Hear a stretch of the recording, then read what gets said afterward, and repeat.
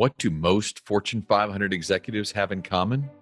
They learned important lessons on the fields and courts of their high school and collegiate sports teams. This is true for both men and women. Ernst & Young found that a whopping 94% of women holding a C-suite position played sports.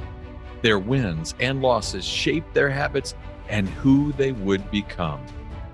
Join me on my journey to sit with some of the brightest executives in the world as we discuss how sports shape their professional trajectory.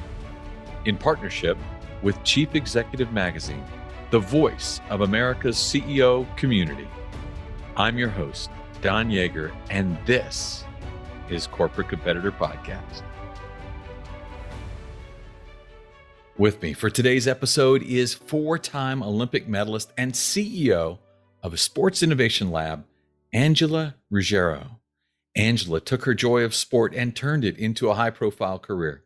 She played longer than any other man or woman in a USA hockey jersey and is the fourth woman inducted into the Hockey Hall of Fame. After she hung up her skates, she continued her studies at Harvard Business School and served on the International Olympic Committee. She was fascinated by the business of sports, which led her to co-found Sports Innovation Lab, a data-driven market research firm that serves major companies throughout the world. I have my notepad ready. I hope you do too. It's knowing the people and not just the profession. Can you be a vulnerable leader? Can you therefore allow others to be vulnerable in front of you? There's something about vulnerability, I think, that is lacking in corporate environment because you can't show your cards. At the end of the day, if you trust, you're able to not only create more meaningful relationships, you're more likely for everyone to lean on one another for support. You can also push people harder because they trust that you have their best interests. Angela, thanks for joining us. Thanks, Don. Pleasure to be on. First off, for those who don't get a chance to see the video of this, the backdrop you have there, Olympic torches on the wall, USA picture over there on the side from you during the game, skating.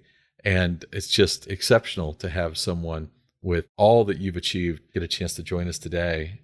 I love the originating story of that picture on the wall over there of you playing hockey, because it starts in Simi Valley, California, where your father signs you, your brother, and your sister up to play hockey, not because he wanted you to bond, but because he wanted the family discount. So tell me the story. Yeah, so my father actually grew up in New Haven, Connecticut. So we played a little recreational hockey for fun. And when we grew up in Southern California, this is LA, mid 80s or late 80s, my father wanted his son to follow in his footsteps. So went to the rink about 45 minutes away to sign up my brother, Bill, who was a year younger than me. And when they were at the rink, the gentleman signing us up said to my father, "We don't have enough kids for a hockey team. Do you have any other kids at home?" And he said, "Oh, we got a couple daughters.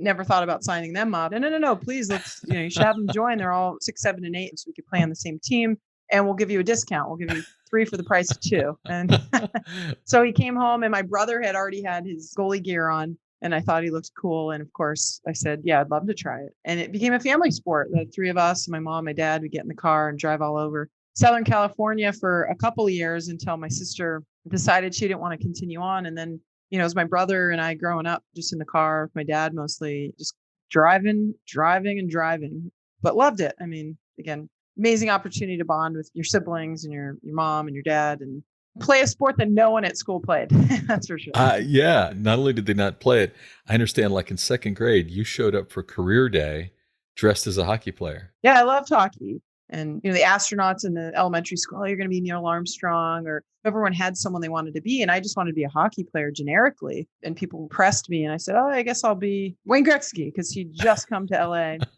But I didn't have a female role model. This is the interesting part. I didn't really recognize that I wanted to be a male hockey player when I grew up. And I think a lot of young women think the same thing now. They want to be a professional male player. And that's what I wanted to be. Wayne Gretzky was amazing. I just didn't have any female role models. I just knew I loved hockey and wanted to play when I was older.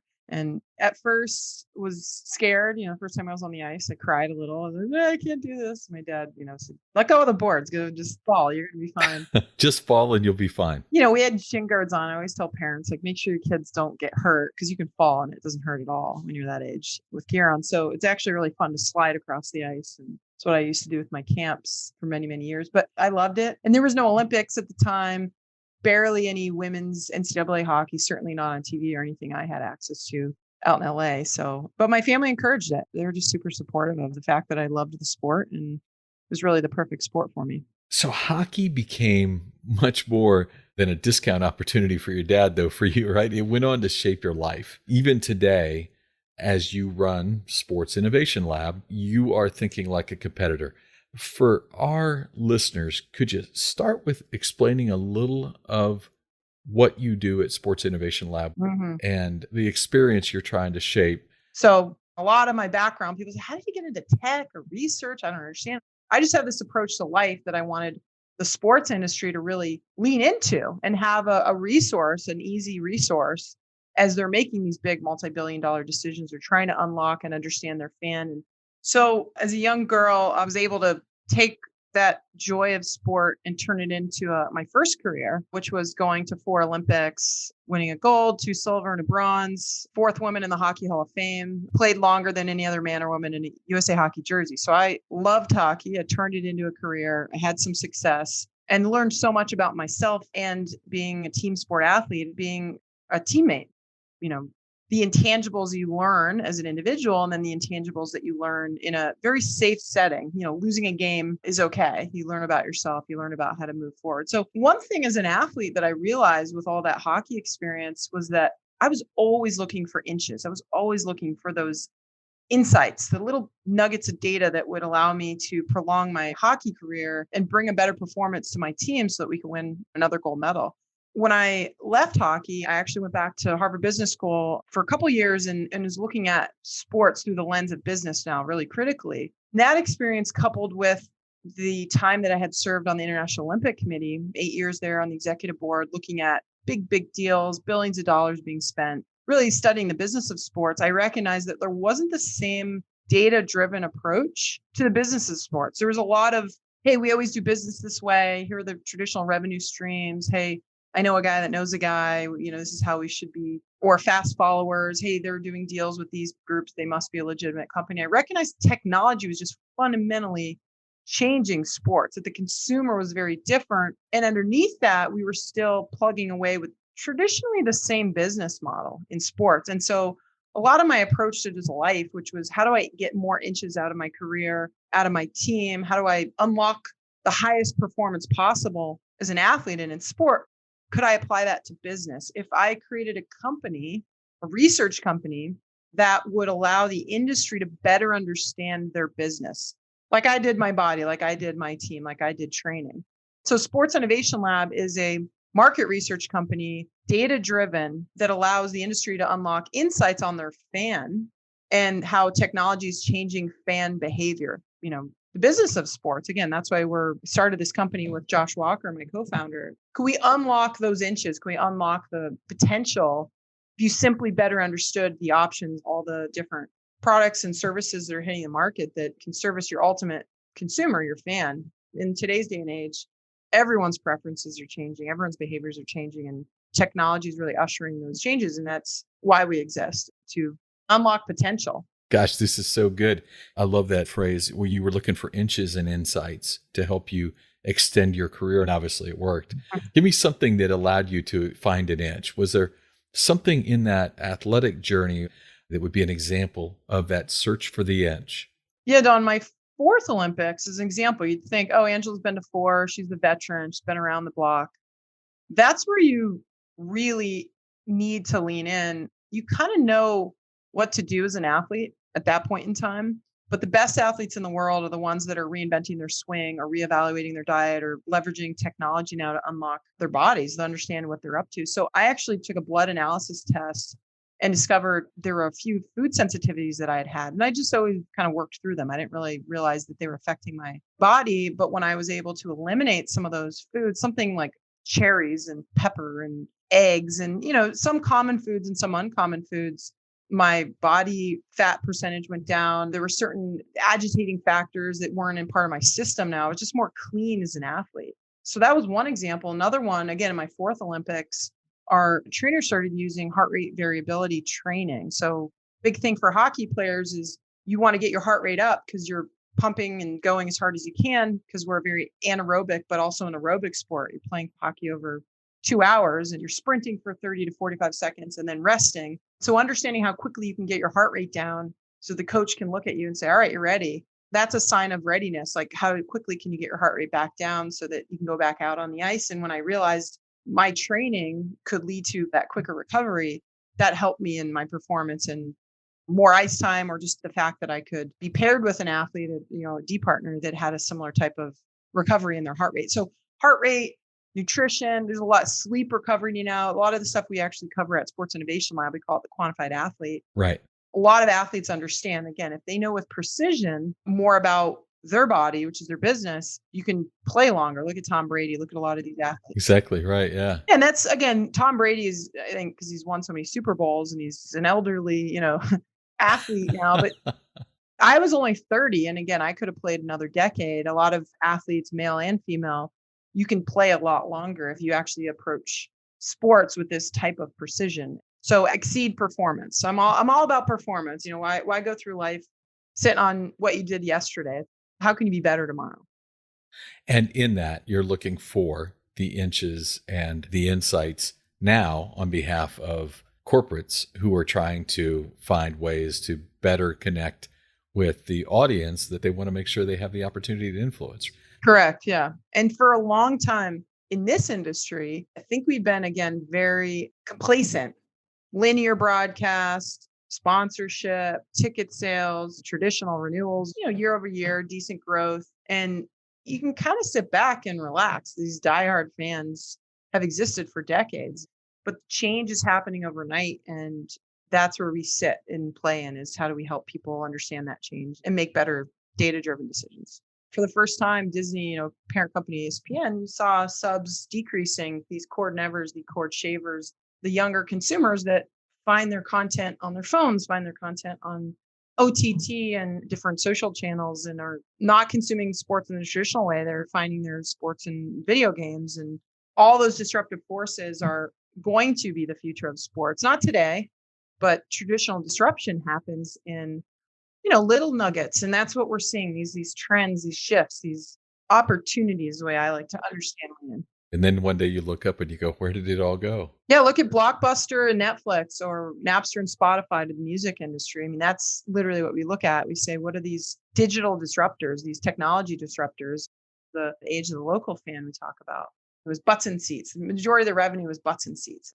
Age of the global fan was, hey, we're going to just sell linear rights and we're going to get these big multi-billion-dollar rights fees for many, many years. And now you're seeing the age of the fluid fan, which we talk about a lot. It's this digital transformation in the industry, which for decades you wouldn't even fathom. And now everyone's scratching their heads trying to wrap their business model around the fluid fan, this future consumer.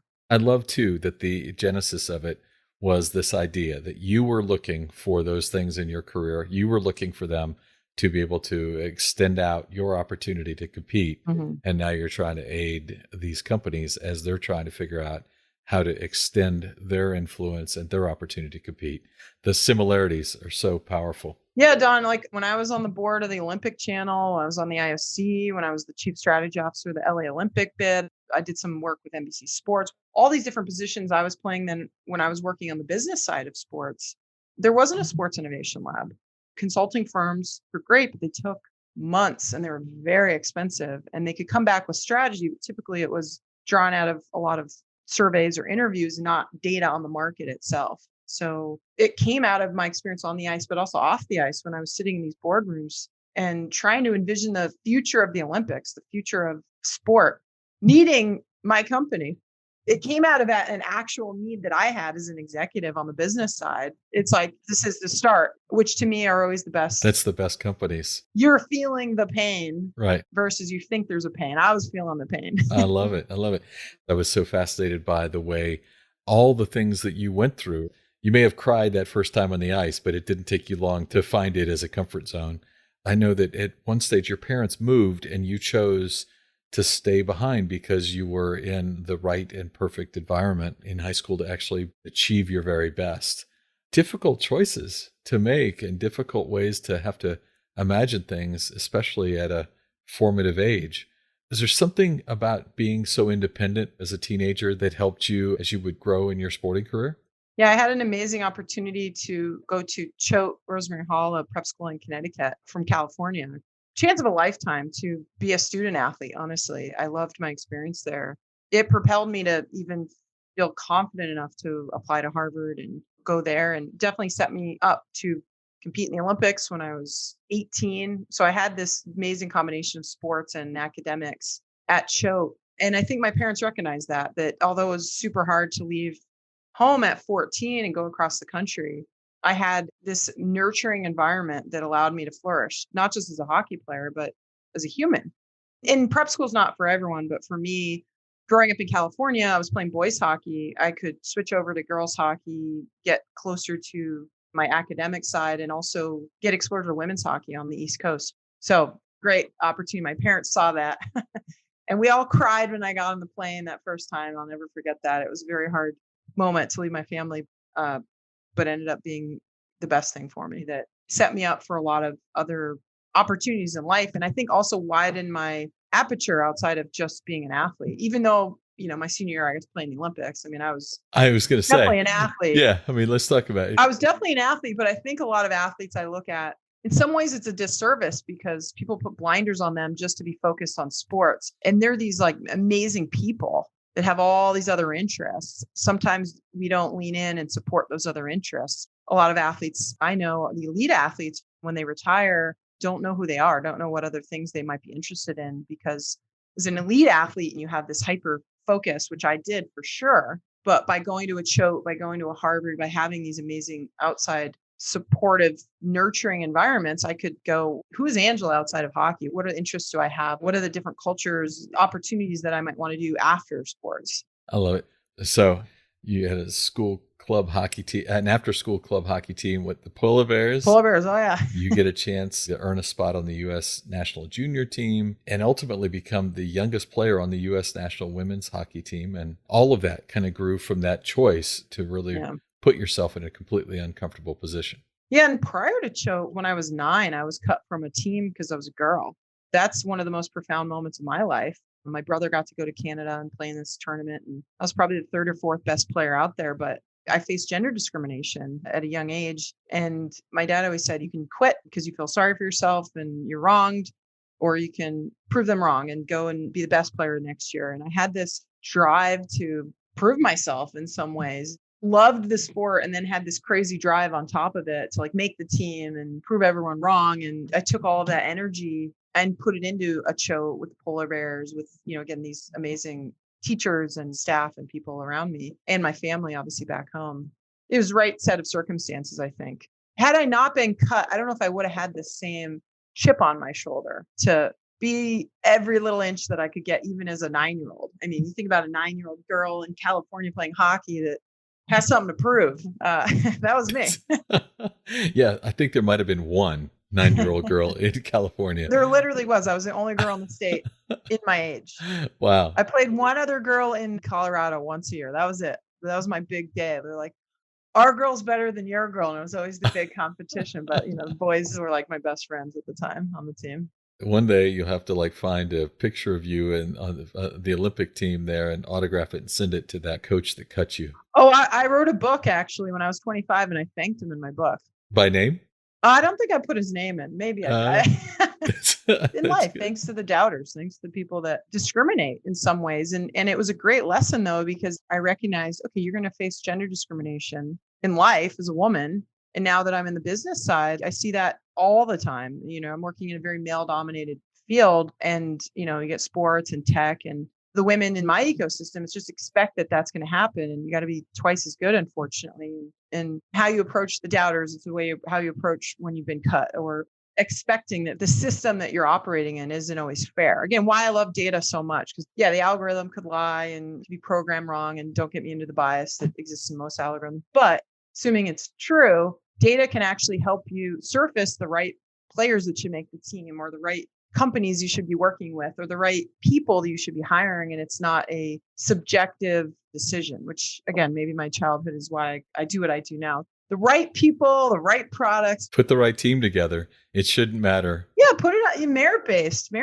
And with Sports Innovation Lab, some of the work we're doing with defining the future of sport, the most innovative teams in sports, the right products and services and technologies in sports, it's all data backed. It's not Angela's opinion or my analyst's opinion. Everything that we recommend to the market is based on data that we're collecting on the market. Objective recommendations, not who knows Angela or who knows Sports Innovation Lab. It's that trust I'm trying to establish. Right. Don, we're analyzing my childhood now. Maybe it I goes back know. to that moment in time. I don't know. No, it's good. And I'm only going to charge you $200 an hour. Make sure to fill out the insurance form on your way out. There you go. In that first Olympics, your USA team was an underdog to a Canadian team that had beaten the US in every major tournament previously. But that year, things were different. What was it that allowed that squad to come together and rally?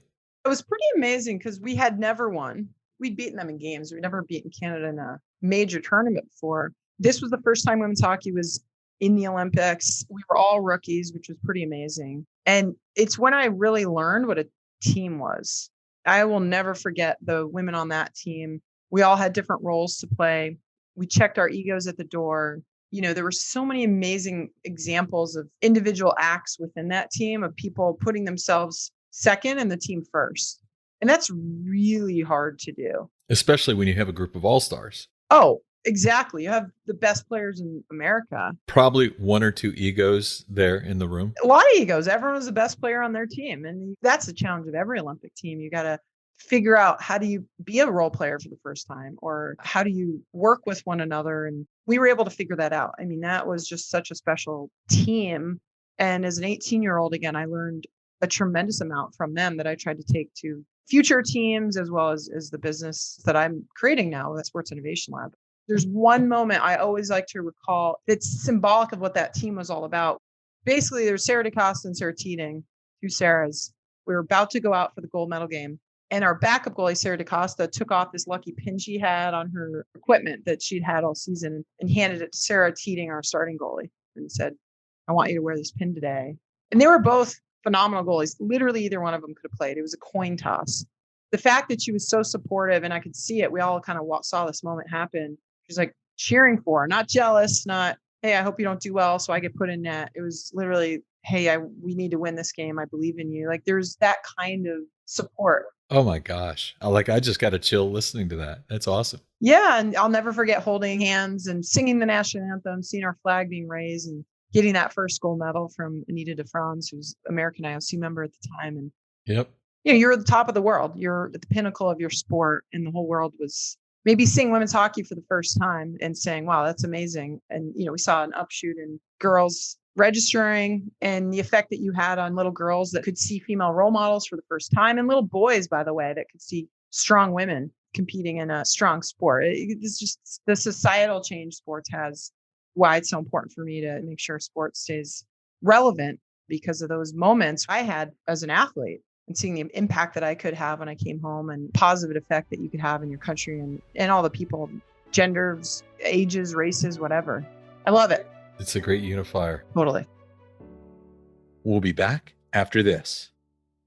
Your business phone service should not be complicated to set up, manage, and use. Nextiva connects your phone system with business apps, AI, and automation on a single platform to run your business.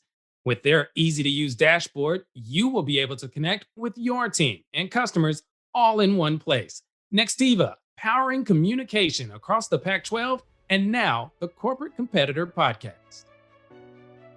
Welcome back to Corporate Competitor Podcast. You talked about the ability to meld all those personalities together and get everyone to accept their role and to actually give of self for the good of the greater collection. There often is kind of a catalyst moment that allows an organization to put all that ego aside.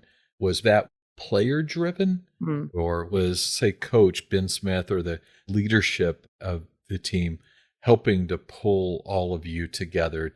Do you recall?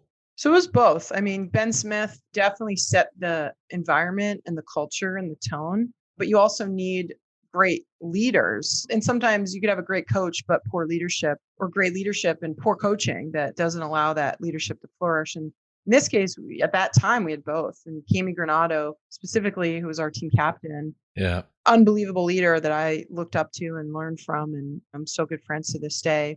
Just setting that tone and that culture eats strategy for lunch. I'm sure you've heard that expression. Like, you need great strategy, but you need great culture to implement that strategy and override that strategy sometimes. You know, you have the best playbook on the ice, but if people don't get along and trust one another and show up early and stay late and do all those little things when no one's looking, I mean, that's what culture is. And Cami certainly brought that to the table. And Ben Smith, our coach at that time, you know, enabled us to come together as a team. Some teams are trying to suppress egos. Like, we checked our egos. We trusted the coach. We trusted each other. We had one goal, which was to beat Canada in that final game. And Sandra White had this empty netter at the end of the game to kind of seal the deal with a few seconds left. And the moment was amazing. I mean, I jumped as high as I could and we threw our gloves up, and because you did it together. And life to me, again, is like a team sport. Succeeding alone is fun. People like winning, but succeeding with others that's to me what life is all about. You can look back, and even if we had lost that game, I do think that team would still be close just based on who we were and what we were willing to sacrifice for the good of the team.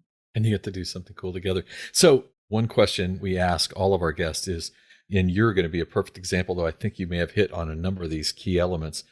A lot of people overuse the word teams, especially in the corporate world. We call our group of individual contributors a team because that's what we think we should call them. But the truth is, they're really not a team. What you just described, that's a team. If you're trying to help someone who's leading this group of independent actors and trying to get them over the bridge to where they actually really do care and collectively want to achieve something, what are some of the elements of building that bridge that a leader can take from your experience to help build a team? So I've also played on elite teams that fail because they're not a team. So you can be a team in name, but not a real team. We won the silver medal in '02. We were not a team. We were perfect heading into those Olympics, but crumbled under pressure because we didn't come together. We didn't trust one another. In order to push people, in order to really get the most out of one another, you have to trust one another. So trust is such an important element. I mean, it's knowing the people and not just the profession. Like, if you don't understand or care about the people that you're working with versus just the output that they're going to create, you know, can you be a vulnerable leader? Can you therefore allow others to be vulnerable in front of you? There's something about vulnerability, I think, that is lacking in corporate environment because you can't show your cards, you know. Can't let them think that I'm weak. Right? Yeah. And, you know, at the end of the day, if you trust, you're able to not only create more meaningful relationships, you're more likely for everyone to lean on one another for support. You can also push people harder because they trust that you have their best interests versus I'm going to push you and I don't like you. I don't know you. I'm just trying to get more performance out of you. There's a different approach. For me, it's, does everyone understand the common goal? Because individual contributors are great. How does that all collectively come together for the Olympic rings? Like, everyone knows we want to win the championship. In corporate environment, it's actually harder to know, like, what are we collectively trying to do? Right. Establishing that clear goals framework and how everything ties together, I think, is one. And then that trust piece is the other. Now, you know, where we're headed and how your individual contribution rolls up into that broader collective goal. How can I get more out of you? And how can you get more out of me? We have to have that trust so that we can lean on one another and push one another. And that's hard to do. Believe me, that's, if I don't like you, if I don't trust you and you try to push me, Ain't gonna work. Yeah, it's just different. It's harder in a corporate environment. And in a sports environment, you know, in some ways you spend more time together. And today during COVID, I mean, I struggle sometimes connecting with my team because it's a lot of Zoom calls versus in-person meals and conversations and things that would create that kind of environment and trust. So set the goals, tie people to the mission and where you're headed. And build trust. And build trust. That's strong. Thank you. So you went on to compete in 3 more Olympics. That's crazy. But I know the opening ceremonies of the 2002 games created for you one of the most impactful moments of your time as an Olympian. Can you tell the story? To me, the opening ceremonies are interesting because no one's won a medal yet. Everyone's equal. More countries walking the opening ceremonies than at the UN. It's crazy because more countries are actually recognized by the IOC than the UN at this point in time. So you got 205, 6 countries that are on equal footing, bringing the world together. And, everyone watches the opening ceremonies for that moment. Like, wow, sport is literally convening the world in a peaceful setting. And yeah, in 2002, I got to represent, this is only a few months after the attacks on the World Trade Center and Pentagon, and thinking about my teammate, Kathleen Koth, who lost her father, and others that I know that had lost brothers and family members. And it's bigger than you. I think that's the biggest takeaway. It's like, this isn't about Angela or about America or about one thing or one person. It's about few moments in time where the world actually stops and comes together. And that was one. And I got to be a big part of it. Right. And in the last Olympics, I got to talk to the unified women's hockey team. The unified meaning the North and South Korean team played together. I mean, what a symbolic gesture that those two countries could come together through sport and play on the same team in my sport, women's ice hockey, and be together. And the world could see that they were playing on the same team, not separate, competing against one another, but actually under the same uniform. Those are the things that I love about sport and the Olympics, and just the role that I've been able to play and see firsthand that it was possible. And sport, I think, shows in some ways what's possible in society. Yeah. In daily life, they're not interacting that way, Mm-hmm. which I thought was really incredible watching. And these are just young women that, again, I spoke to a bunch of them in the locker room and said, thank you for what you're doing. They knew that the power of this, and so great that more eyes were on their team and women's hockey and the Olympics, but the symbolic nature of what they were doing, I think they got it. And, I've always said maybe they get the Nobel Peace Prize one day.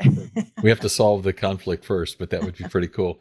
So you made history in 2005 when, in a game for the Tulsa Oilers of the Central Hockey League, you became the first woman to play a non-goalie position in a men's professional hockey team. You and your brother Bill became the first brother-sister teammates in professional hockey. Pretty cool, especially because you got in on his discount early. If you were talking today to someone who has a barrier-breaking opportunity to do something that hasn't been done before, having experienced it, what advice would you give them? Do it. You're going to be terrified. I was. And I was just playing hockey. My brother Bill invited me to play with this team. His coach, oh, you're pretty good. You should come back and play for us. And then it turned into a media circus. But what I realized is that in that moment, I still knew the game of hockey. The rules hadn't changed. The blue line hadn't moved. It was something I'd known since I was a child. Yeah, there was a lot more pressure. But if you have the opportunity to break barriers or change and set a precedent for others. I mean, for me, the quote I love to say, a repeat that I heard from Billie Jean King years back, is if you can see it, you can be it. And the bigger symbolic thing, which was women weren't getting a lot of visibility. And by playing in this game, we could. And I hate getting compared to men. I think it's something we should stop doing in society. But regardless, it was just a moment that I loved. And I know that a lot of young girls, young boys could see that moment and hopefully change their outlook on sport and hockey. And have fun at the same time. For me, just play men's hockey and go into the Hall of Fame with my brother as, the first brother-sister duo. That was cool. It was, I could do something selfishly, which pushed me and was fun with my brother and my family. So it was fun. So I'd recommend anyone that's thinking about it, you're going to be nervous, but it's worth it. Believe in yourself. Again, confidence at the end of the day. Everyone's terrified underneath everything. Any thick skin you see out there, everyone's terrified they're going to fail. That's just a human emotion. Be confident in your preparation. Be confident what you've always done in life. If it's an opportunity to do something that you've always done or that you've always wanted to do. Everyone's terrified, but be confident in your preparation. I love that because I agree with you completely. I mean, all of us could put on a great face and we can do, but what we're getting a chance to do at any given time, we're probably a little more than nervous about it. So that's great advice. But tell me about when you say be confident in your preparation, clearly to have the extended career that you had, preparation wasn't just about how you managed your body or you went for your inches and insights. It was about the way you changed your preparation strategy or style. What can you tell us about how to be better prepared and how do you use being well prepared in your business life? My coach, Katie Stone, used to always say, control the controllables. There are things in life you can't control. Take my business. There's market forces. There's a pandemic. There's a number of elements that you can't control. But if you can control them, do it. So for me, preparation is always about understand what are the things that you individually can show up for and do differently or do better. And find those inches. Don't put blinders on. Be curious, because the more that you know, the more that you can prepare, the more that you can think about all the different strategies that will come out in a game or ways that you can control the controllables. And then your probability of success goes up.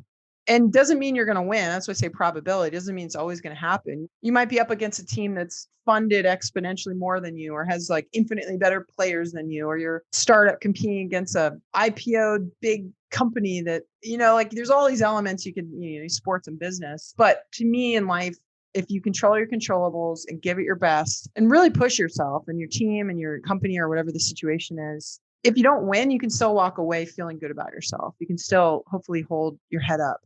But you always kind of know when you cheat yourself or when you're taking shortcuts. That's the thing when I was when I got older in my hockey career. I knew when I was taking shortcuts. When I was younger, maybe I didn't realize it. When I was older, I did. But I know when I'm not putting the time I need, or I know when I'm not preparing for a meeting that I should have prepped for. I know when I've not checked in with my teammates or my coworkers, or I'm not connecting the way that I should. How you use your time, I think, maybe is the easiest way to think about it. Are you thinking about all those different variables? Are you preparing yourself and others to the extent that they need to be successful in that? Don't take shortcuts. And if you go through life and you prepare as best as you can and your team as best you can, and you don't succeed, it's actually a pretty good feeling. But if you do succeed, it's also a really good feeling. And again, that's just life for me. No, that is so powerful because, again, there are too many people who one of the places they take their shortcut is in preparation. They just choose to wing it and believe that they're good enough, and the winging it has worked well enough for them that that's their shortcut. What a great lesson.